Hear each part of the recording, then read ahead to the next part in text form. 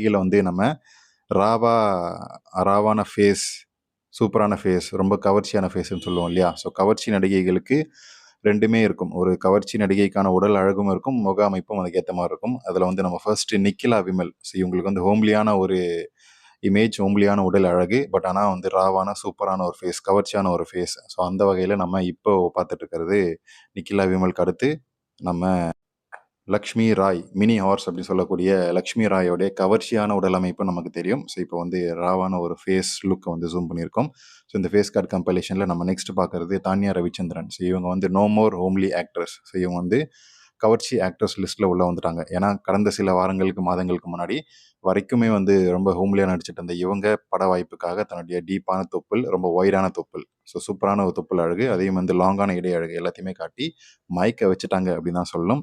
so next வந்து நயன்தாராக்கு அடுத்து ஒரு டேப்லெட் அப்படின்னு சொல்லக்கூடிய